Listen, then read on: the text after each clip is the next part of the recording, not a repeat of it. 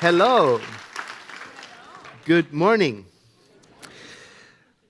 Now let us take a moment to enjoy the music in the air and to arrive, to settle into our seats and begin to become aware of all the extra movement in our body. Let it settle down so that we may become conscious of our breathing, so regular, so generous, so connecting, so intimate.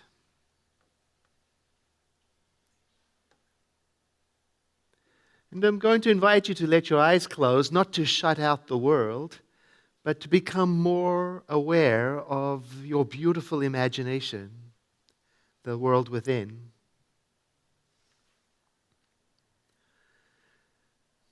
And let us take the invitation from Don Miguel Ruiz, who invites us to dream a new dream. We would say it like this: use your beautiful imagination to imagine a world in which our vision is already accomplished. In other words, imagine living in a world where each person has enough food, a home, a sense of belonging. Imagine a world of peace and harmony and justice.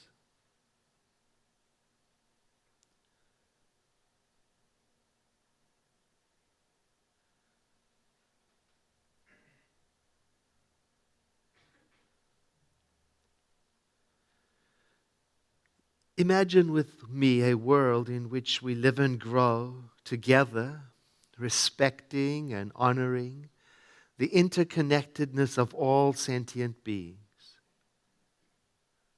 What that feels like.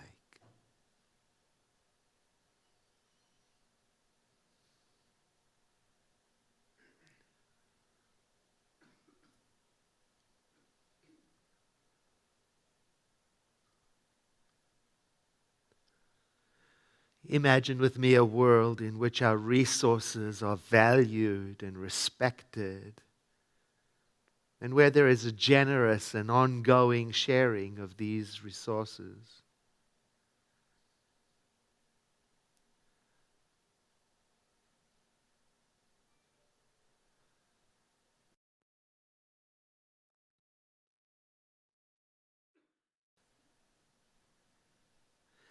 And let the next breath you take be a little deeper than the one before, as you begin to prepare yourself to become available to the activity of the room, letting your eyes open as you remain in this quiet state.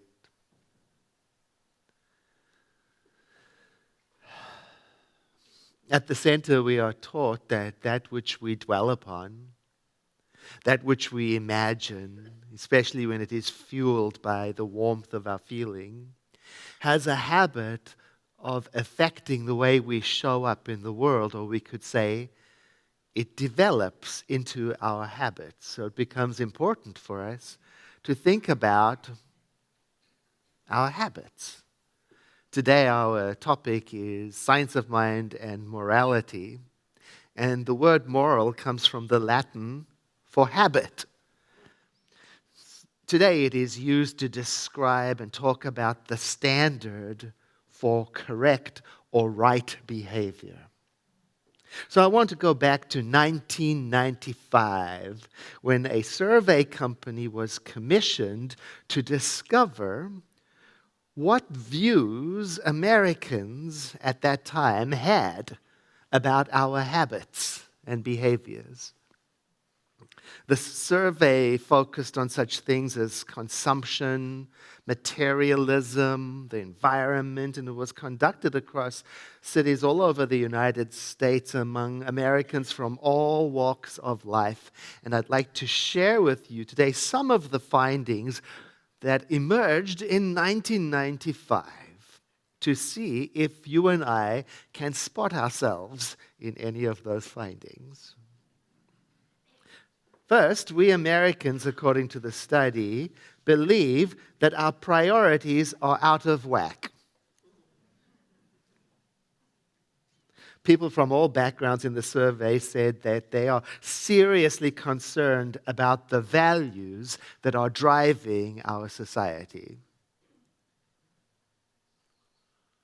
They said in the survey that the habits, such as self-centeredness, greed, and materialism, are dominating our culture, and not in a good way.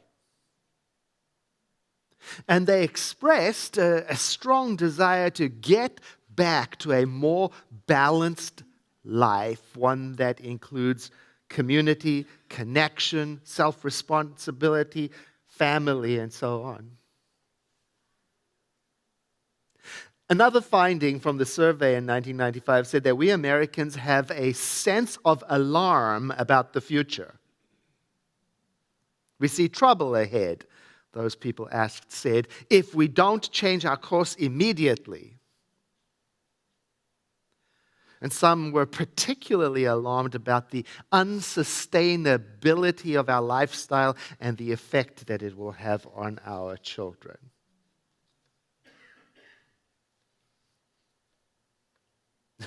Somebody said, Edward, I come to service to be cheered up. Sorry about that. We'll get there. Here's some more findings. The third one I'm going to share. We Americans, even though we have very serious concerns, we're ambivalent about exactly what to do about it. And some of us are so overwhelmed by the sheer volume and scale of the problems that we see that we feel paralyzed to do anything about it, and also in conflict with our own belief about other people's freedom. So there you have it. Let's fast forward to 2019. Not too different. There is concern about the values driving society still. There is alarm about the future still. There is overwhelm about what to do about it. I was talking to somebody in the social hall a few weeks ago about all of this, and she said to me, Edward, you seem so peaceful. Aren't you ever overwhelmed by it? Yes, I am. Yes, I panic. Yes, I get scared. And that's one of the reasons why I love the Center for Spiritual Living so much, because it's a place that I can come to recharge and refocus and be reminded. I also like the Center because it's filled up with people who mostly think the same way that I do. But it's more than that. The Center and its culture challenges me to grow beyond where I am currently, to go in a better direction. It's important because sometimes it seems like it's all coming apart at the same time. The way we govern ourselves, the way healthcare is distributed, the way we educate our children, the unequal distribution of resources. I mean, a person can start to feel helpless to do anything about it. A colleague of mine said, our country, it kind of resembles two kids who've been caught by their parents in a messy room, and each one is blaming the other. It's not me, no, it's her. She did it, no, it's he. And as silly as that image is, if I step back and look at our world, it does seem like that. Like we're trapped in a blame game. Democrats blame the Republicans, and Republicans blame the Democrats, and this religion blames that one, and on it goes. It seems like we've stopped listening to each other. Well, we don't have to listen to each other. Not today. We don't have to listen to people who have a different opinion. We have the ability today to tune into the social media stream that we already agree with.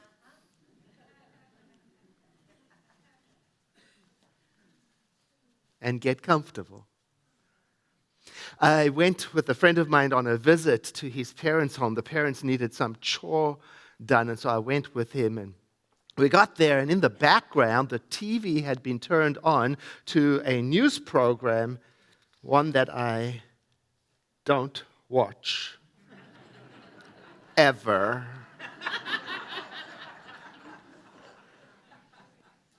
So my friend saw my distraction. He said, it's kind of like, it's like that all the time. It's running in the background 24/7, I carried on with the chore, but I could feel it working in me. I could feel myself starting to get irritated. And I started to talk to myself about them. No wonder they've become more and more entrenched in their views. No wonder they're more and more irritated and intolerant with those who don't share their opinion. No wonder they're so self-righteous about everything. And then I realized, oh my God, I'm describing myself.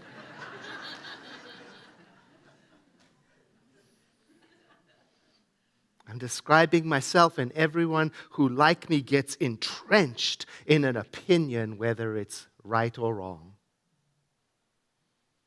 Growth can be uncomfortable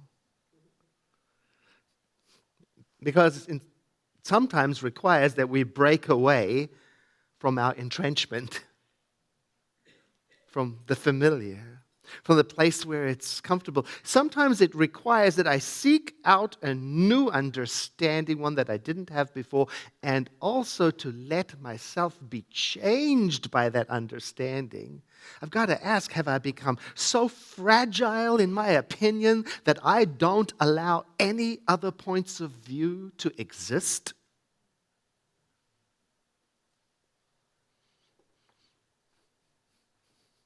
Is anybody watching the TV series The Crown? 2 of you? Well, no spoiler alerts over here in case you're going to watch it, because it's basically history, right? So I can tell you that in the series in England, the Labour Party wins the election, and Harold Wilson becomes the Prime Minister, and he's got to meet the Queen because, according to the tradition, she has to invite him to form a government in her name. And I'm watching it, and even though I know the history, I'm thinking to myself, how is this going to work? Because the Labour Party traditionally wants to get rid, some of them want to get rid of the monarchy. That odds with each other. So I'm sitting watching this, and it turns out that the 2 of them have to work it out. They've got to meet weekly with all their differences. And something wonderful happens as a result of honest, vulnerable listening and sharing that neither one of them wanted to do. I was glued to it. The Bible advises us to be transformed through the renewing of our mind. And renew means to reawaken and refresh, and I don't see much of that going on when I get stuck in my thinking and point of view. I am part of it, this polarization, I'm part of it, standing all arms folded, lips pursed, self-righteous. Even though I'm longing to live a spiritual life of love and harmony and inclusion.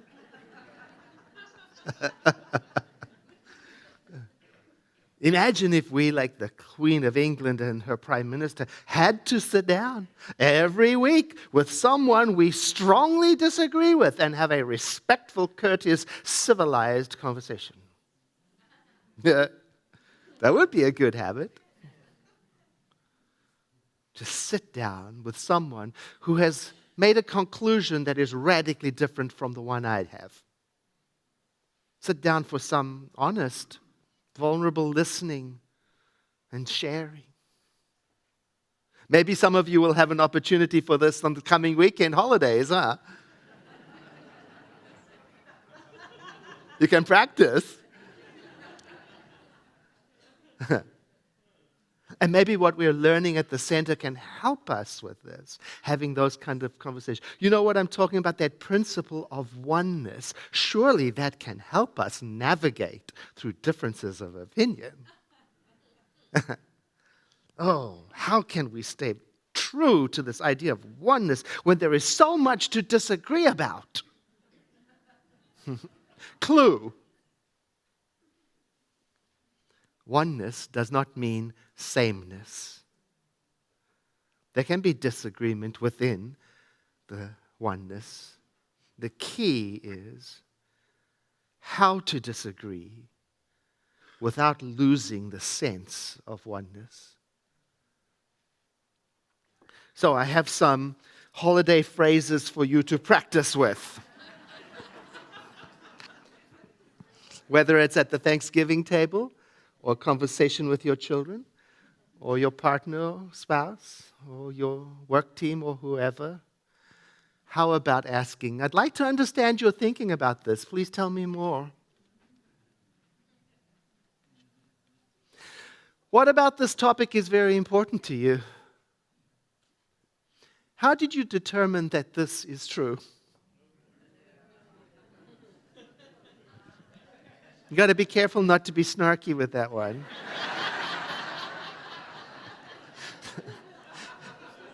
Is there a way to show exactly what you mean by that? What do you think so-and-so is trying to accomplish? These are just basically questions from English education curriculum on critical thinking. You know, I was at an event, a civic event, and someone at the event said something spiteful about a politician that I happen to have a lot of respect for. And the person said it directly to me, knowing that I have respect for this politician. The person said, well, how do you like that liar now? I did not use any of these questions. Sorry about that. Instead, I could feel it, you know. You know, my mother used to say to me, Edward, when you get mad, your eyes turn black. My eyes were turning black, and I could feel the conversations happening inside of me. How dare he? It's not only his information was bad, he was bad. I wanted to start attacking him in my thinking, and I wanted to attack him for his lack of respect for me and his lack of consideration for my opinion and for his blindness and wrong thinking. And I wanted him to stop having that point of view. I did not want to understand how he got there. And that's the problem. I knew I couldn't speak, not so long as I thought of him as an idiot and the enemy. I had to somehow get back to the principle of oneness and see him as an expression of the living Spirit Almighty with a radically different conclusion. I knew what I had to do. I had to get back to the place where I could say to him sincerely, tell me more. I'd like to understand your thinking, you divine expression of the living Spirit.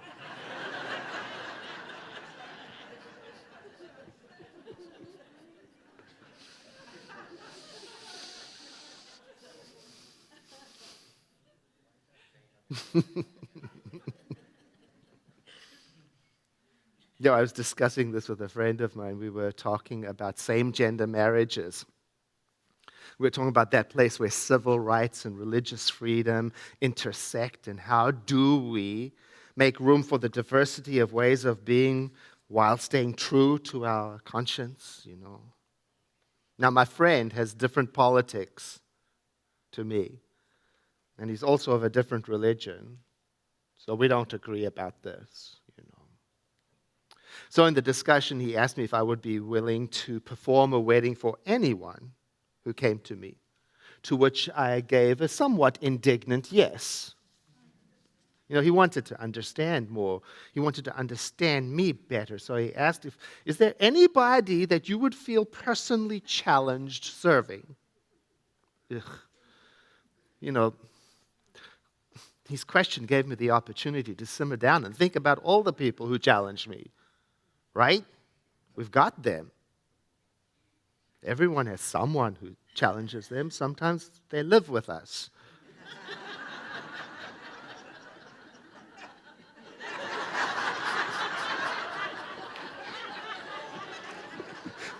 This is where Kevin says, I'm right here. I would be dishonest if I said I treat everyone equally all of the time. You know, sometimes when I'm tired or overcommitted, overextended, it can take more energy than I have to be kind. What? Got to be careful of that thinking. So anyway, my friend continued with the questioning. He asked me, would you be willing to perform a wedding for a couple from out of town that came up to Sonoma County who turned out to be white supremacists who had invited an all-white audience and wanted you to include words in the ceremony that reflected their belief?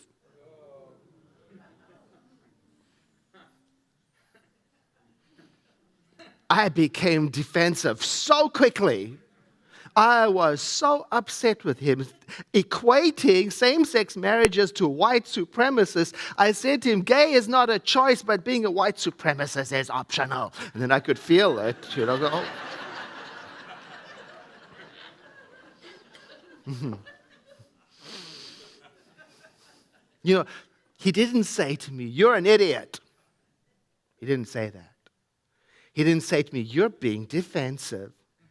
He didn't say to me, you need to stop thinking that way. You and your kind is what ruining this world. He didn't say any of that. He wanted to understand how I got to where I was, and he asked me more. His next question was, what do you think in this situation or situations like it would be the kindest thing to do?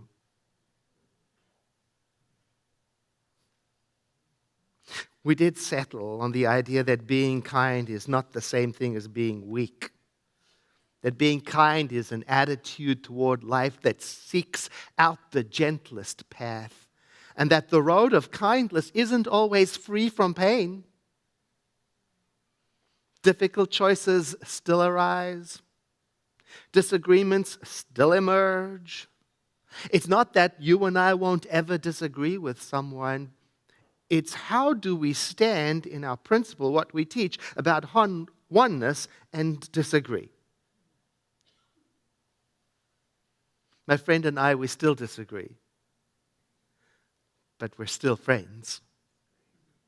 Deeply. A few years ago, I was talking with someone who had difficulty with a certain political figure. So I asked her if she would like me to pray for that figure. There was silence. After a moment, she said, look, I don't want to say no, but I'm afraid. I'm afraid because I don't want him to succeed. So I said, okay, then, do you want me to pray for him to fail? You know, I was being playful with her to point out the conflict. And it was in her eyes. See, that's the problem we're having. We don't know how to respond to this world. And we don't know how to pray. So I asked my friend if she would separate it from the real world for a moment and imagine a scenario in an imaginary world, a land far away where there was a dictator in another land, and that we were going to pray for this dictator's highest good, which sounds alarming until we get clear that high good doesn't mean more control, more domination, more hurt. No, what kind of good is that? No, high good is a good that is good for all, a good that brings into play harmony and truth, a good that dissolves barriers and restores justice and feeds the hungry, a good that shares resources and cares about the vulnerable and loves children, a good that honors the planet and all of its sentient beings. It's always safe to visualize, dream about, and pray about the highest good for anyone, even those we strongly disagree with, especially those. How do we respond to the world? How do we pray? Well, our spiritual role models all over have laid out the track for us. Buddha in chapter 1 of the Dhammapada, paraphrased here, if a person speaks or acts with an evil thought, pain follows them, as the wheel follows the foot of the ox that draws the carriage, for hatred does not cease by hatred at any time. Hatred ceases by love. Or Jesus of Nazareth in the book of Matthew, paraphrased here, I'm telling you, he said, love your enemies, bless those who curse you, do good to those who hate you, and pray for those who spitefully use and persecute you. How do we respond to the world as spiritual beings when the world favors a bold, combative attack on the opposition? Well, you and I didn't become metaphysicians to go with the crowd.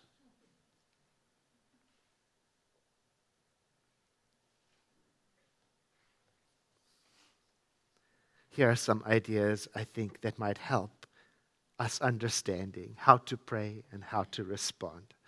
Number 1, become aware of those who are already helping and support them.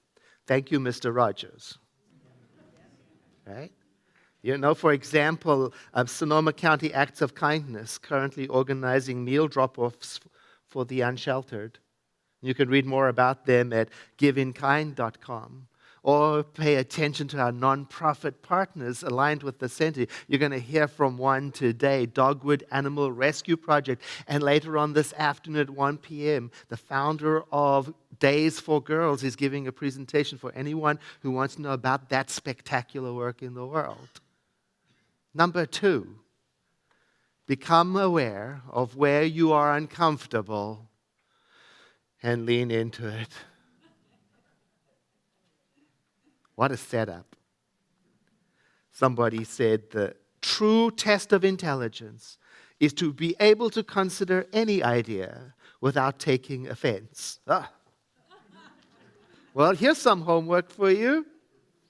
Whatever TV station you watch, whatever radio program you listen to on your commute, or whatever social media that you are scrolling through, and you know that one that is filled up with all the people who are just like you, where you cheer each other on in your same opinion, that one? I'm going to invite you for a whole week to go in the opposite direction and listen to the other one. Because that will give you what you need for the third and final piece of your homework.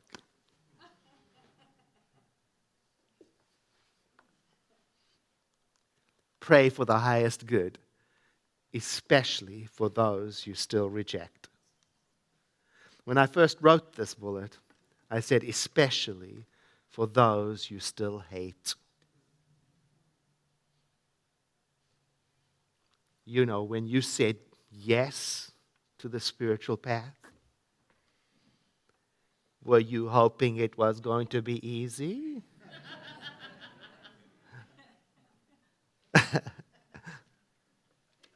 Why do you think it's such a small movement?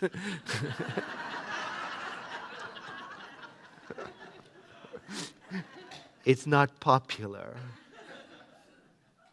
to look inside and rout out all the things that are in direct contrast and conflict with what you say you believe. It's not exciting. It's vulnerable. It's embarrassing. But if we don't do it, what hope is there? Just be unrelenting in my pursuit of knowing the truth as best as I can each moment. I invite you to take a breath in with me and exhale, letting your eyes close as we join in a moment of prayer.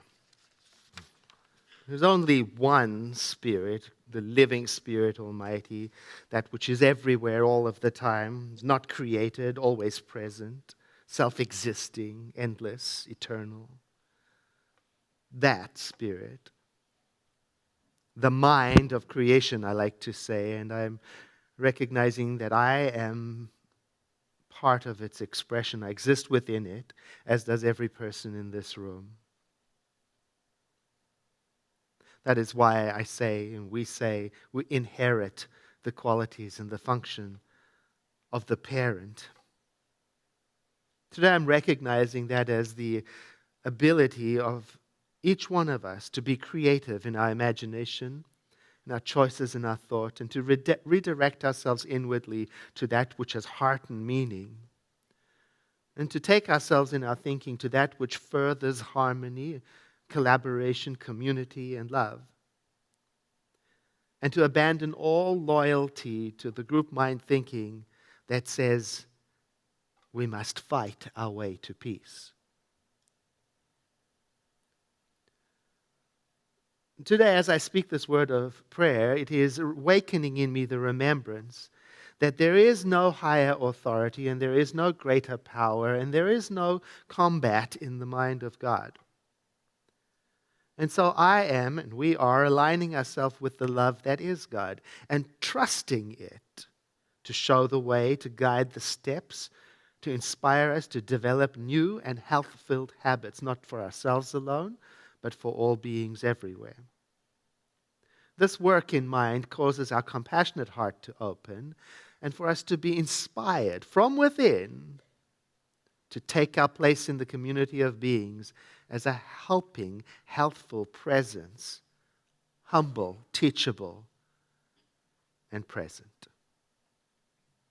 Now I release this word of prayer, holding it lightly, letting it go, understanding full well that as I have spoken, as we have contemplated this prayer, it is already being acted upon by spiritual law, so there is nothing more for me to do but perhaps entertain an attitude of expectation that I am being shown, we are being shown even now, what is the correct, right next thing to do, to say, and think. And together we say, and so it is. Won't you take a deep breath in with me like this, followed by a sigh.